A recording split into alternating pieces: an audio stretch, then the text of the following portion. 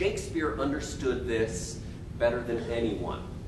Shakespeare built the language that his characters would speak so that in the process of the very speaking of the language that Shakespeare wrote, the emotion itself has an opportunity to wash over the actor. Now, there are schools of thought of realistic acting of the last 50 or so years, which might suggest to the actor that he or she should reach back into their past and think about and re-experience great tragedies in their own lives, their own, failures or difficulties. The day that their dog got run over by a car. You think that's funny? so that they can regenerate the emotion and all that difficulty and all that pain and bring it to the character and kind of feel their way through it. Now, in the process of doing that, what happens is you bring a lot of incidental emotion that might have absolutely nothing to do with your character into the scene. In the process of doing that, you're probably taking very long pauses, generating the feeling that you're trying to create, and the audience is waiting for you to go on.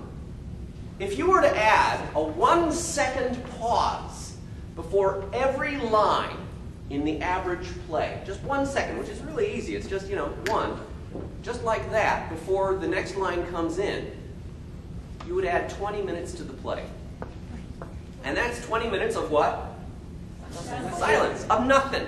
Okay? So in the course of those silences, you may be thinking, hey, the audience is really getting into what's going on with me. The audience is really with me. They're feeling it because I'm feeling it and I'm generating all this emotion. And they are really into it. So I'm going to take my moment before I respond with my heart. And the audience, being human beings themselves and having their own brains, their minds are not necessarily going where you're trying to take them. Their minds are going into the areas of, I parked my car in a really bad neighborhood. It's probably not even going to have wheels on it by the time I get back. The way they're going now, I'm not going to get out of here before midnight. I'm going to have to pay extra money to the babysitter. And this girl that I'm taking out with me tonight, she's just going to want to go straight home. Nothing's going to happen there. The audience is generating their own thought process about their own lives, right? You've got to respect the audience to think their own thoughts. And you've got to take responsibility to lead them where the playwright wants to take them next.